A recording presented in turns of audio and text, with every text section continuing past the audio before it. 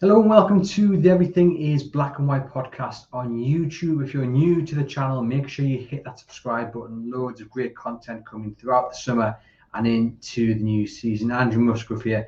I just want to do a quick video on the main story of the day, and that's Newcastle's reported interest in Leeds United captain Tyler Adams. Now, anyone who has listened to the Everything is Black and White podcast on your podcast app will know I'm a huge fan of Tyler Adams, and I don't think it's any surprise actually that Newcastle United have an interest in him.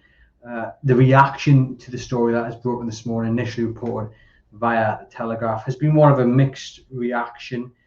Simply, I think, because Tyler Adams has been relegated with Leeds United, but it isn't as black and white as that. You have to consider that when Tyler Adams picked up an injury in March of this season, for many who cover Leeds United, in fact, for many within the Leeds United camp, that was kind of the final nail in the coffin for Leeds United. They felt they had lost their star man, their captain, their cornerstone of the team, and without him, achieving survival became a really, really difficult task, more difficult than it was with him in the squad.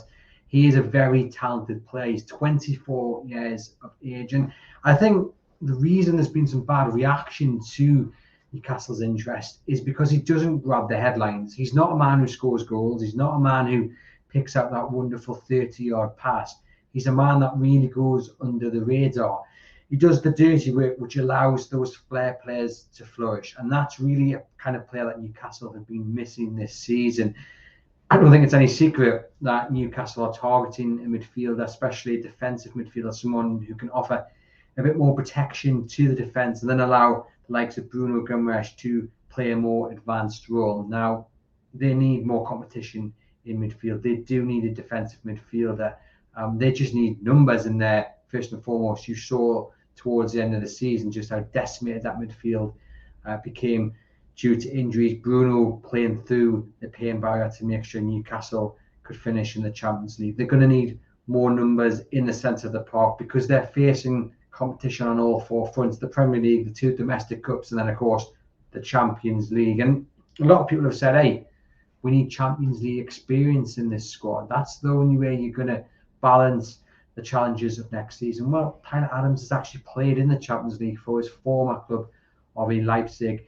He played around about 15 times or so. So he has got that experience. He's played in a World Cup as well with the United States. And if you cast your mind back to that England game, he was quite good. He is a very talented player. And I've got a few stats here which kind of show you just how important he was to Leeds. Now, bear in mind, his last game came, I think it was March the 11th. It was certainly March. I think it was March the 11th against Brighton. If you go to the end of season stats across every single player in the Premier League, Tyler Adams finished fourth on that list when it came to tackles made in the Premier League with 89. Now, you only played 24 games. Top of that list was Palhinha down at Fulham. He played 11 more times than Tyler Adams last season due to Adams' injury. And then if you look at interceptions, Tyler Adams finished second in that list on 50. Again, Palhinha, the one topping that list. You know, this is a man who missed the last 3 or 4 months of the Premier League, and a man who was in quite a bad team, let's be honest. He was their star player. You know, Newcastle United, if they do manage to sign Tyler Adams, are going to have a really, really good player. I think he's absolutely brilliant. I love the way that he's tenacious. He doesn't let the opposition have a moment on the ball. He's also got a bit of that kind of, shall we say the word? We'll say the word shithousery about him. That will make him a perfect addition to this Newcastle United squad. If you cast your mind back to that 0-0 draw up here to James's Park, it was New Year's Day, wasn't it, on New Year's Eve, Newcastle versus Leeds United here on Tyneside. He really got in amongst it, and he was a bit of a wind-up merchant. He can handle himself. He's a small man in stature, but he's definitely got a bite about him. And I honestly do think that if you're looking for someone who's got Premier League experience as well as playing in Europe, then Tyler Adams could be that man. Now, a lot of people again will say, you know, Declan Rice is going to leave West Ham. Let's go and put Declan Rice. Look, in an ideal world, you wake up on the first day of the transfer window and you've gone out and you've signed Declan Rice, arguably the best, at least one of the best defensive midfielders in the Premier League.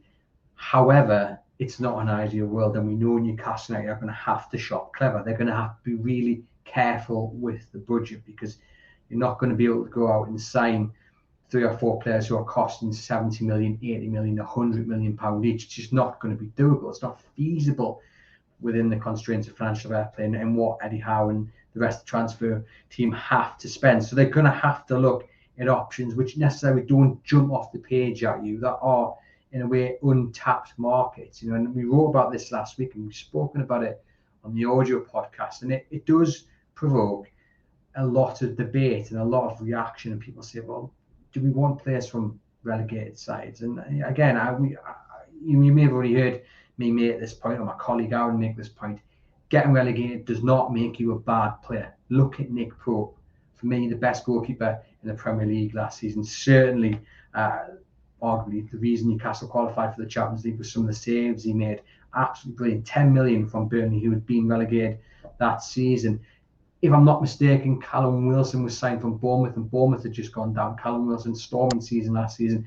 Wijnaldum went to Liverpool. There are plenty of examples of players who have been relegated, move back up to the Premier League and go on and have a brilliant career. Don't write them off just because they've been relegated, and certainly do not write Tyler Adams off.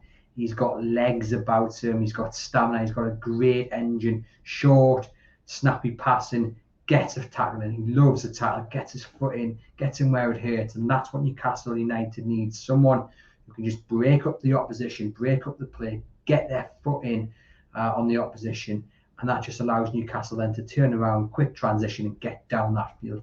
He would be a brilliant addition, and he would be so much cheaper than some of the big names people are shouting out about it. Declan Rice is going to cost you at least £100 million. And of course, you're signing a fantastic player, no doubt about it.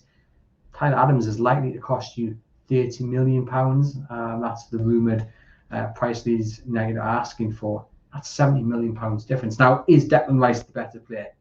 Yes. However, the stats put Tyler Adams ahead of him. Now, of course, stats don't tell the full story. On ability, Declan Rice clearly the better player. But if we're talking levels, if we're talking, does the gap 30 million, 100 million mean Declan Rice is 3, 4, 5 times the better player than Tyler Adams? And I would argue no. Better player, yes, but level-wise, you may be talking about the next level up, I think. And in time, there's no reason why Tyler Adams couldn't become one of the best defensive midfielders in the Premier League. We know there's other interests as well. Manchester United, for example, have been linked. He's a very talented player, and I think he would be a brilliant addition to Newcastle United, because he wouldn't break the wage structure. He wouldn't he wouldn't cost the earth, which means there'd be other money in the budget to sign other players, which is going to be so crucial, because they're going to need 5 or 6 players to build that squad up and make sure that it's balanced enough to fight in the Premier League, in the FA Cup, in the League Cup, and of course the Champions League. This man wore the captain's armband for Leeds United last season. By all accounts, was a very, very solid captain, good leader. He'd be an excellent addition to the dressing room in terms of that attitude and the way he applies himself. I genuinely do think this would be a brilliant signing for Newcastle United, and it's going to be really interesting to see whether they look at him, it's firmed up into real interest, and they go out and try and sign him. But I'm sure he won't be the only one that they'll be shopping for in the Championship. Some really, really decent players who have gone down to the Championship who will be looking for an exit, and it's going to be interesting to see where these players go. But yeah, that's my view on Tyler Adams. I think he would be a tremendous signing, relatively cheap in today's market as well. And like I said, that's really important to allow Newcastle then to go and splash the money elsewhere on other positions, such as maybe a left back or striker, indeed maybe a centre back or another goalkeeper as well. Let me know in the comments what you think about Tyler Adams. My colleagues down in Leeds, who cover Leeds, say he was Leeds' player of the season. With him, they stood a better chance of being in the Premier League next season. It was a big blow. Javi Garcia, what was he, the second manager of Leeds United this season? He described losing Tyler Adams as a big blow, and he talked about how good he is in turning the game around, stopping, as I said, the opposition attack. And he really, really spoke highly of him, and he was devastated that he was injured and he couldn't utilise him in his side. So, he's a big, big player. He's impressed. He's really hit the ground running in the Premier League. And he's got that experience, like I say, in key competitions like the Champions League and like the World Cup with America. So one to watch there. And just before I sign off, I just want to point you in the direction of an end of season supplement. Back in the big time, Newcastle United 2022-23 season review had the Magpies stormed into the Champions League for the first time in 20 years. 48-page souvenir edition. It's a great read. £3. You can get it in all your good stockists like your supermarkets, your garages, and your news agents. You can also get it online. It can be delivered worldwide. Some great, well, it's all great, but there's a great interview from Dan Byrne with Kieran Kelly. We've done a month-by-month look back. We've looked at obviously the Carabao Cup final. I've done a piece there on what it was like to be down in London for that weekend. Loads of great stuff in there. You're going to want to go out and buy it. You're going to want to go and read it, and then you're going to want to keep it because it is a souvenir edition to mark the season in which Newcastle made it to a cup final and qualified for the Champions League. So go out and get that. I'll put the link to where you can buy it online into this description. Thank you very much for tuning in to the Everything's Black and White podcast on YouTube. Hit that subscribe button for other content coming your way over the next few months, and enjoy the rest of your week.